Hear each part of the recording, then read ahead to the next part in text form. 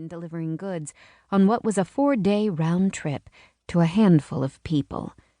Agathe and her 2 remaining sorères did the best they could, even as they grumbled about those in charge who had clearly forgotten their core directive: to guard the King's Valley against the abyss. There be monsters hiding down there.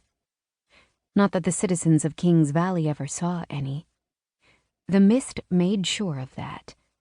The mountain spire, the top cradling the valley, jutted upward from a fluffy expanse, the mist much like a cloud, thick and impenetrable. It could have been only a few handspans deep, or bottomless. No one ever lived to tell. The old stories claimed the mist used to rise at night and bring terrible danger with it. Bong! Who is at the door? For a moment, Agathe clutched the neckline of her nightgown and wished whoever rang would go away. A part of her really just wanted to ignore the whole thing and return to bed. She was too old to be dealing with strangers at the gate in the middle of the night. Nothing good ever happened at this hour. She'd lived long enough to know that. Only death ever knocked this late. Still, she'd lived a long life and wouldn't leave it a coward. Nor would she shirk her duties. "I'm coming." She reached for a shawl and wrapped it around her shoulders. She also let her hand hover over the pommel of the sword, gathering dust in a corner.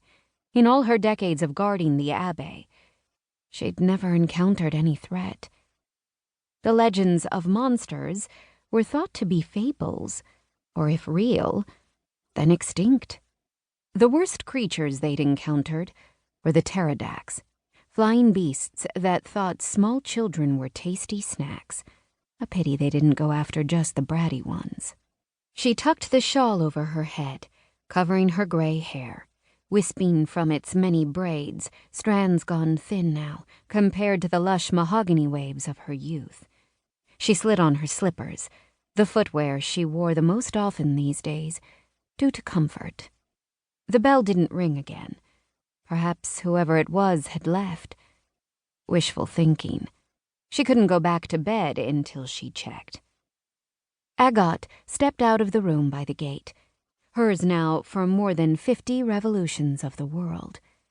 She'd been in her 3rd decade of life when tragedy hit, a horrible accident that claimed her family. The memory was staggering. The intense grief had brought her out of the valley to follow the winding path down the cliffs. In a daze, numb with grief, she knew of only one way to stop the pain: let the abyss take it, and her. Only as Agathe reached the end of the King's Valley and stood on the rim of their world had she hesitated. Was it the right thing to do? No one would miss her. She was all alone. "You don't have to be alone," a voice had spoken to her, not out loud, but in her head. The very idea of caring for someone else squeezed her heart. She couldn't, not now, maybe not ever. She had nothing to live for. "Don't jump. You have a purpose yet." Those words had burned themselves into her soul, and even now, decades later, the idea that she could be important seemed ludicrous. Born a simple serf who'd married a man she loved and had children, only to lose them all. How could she have a purpose? "Will you serve me?"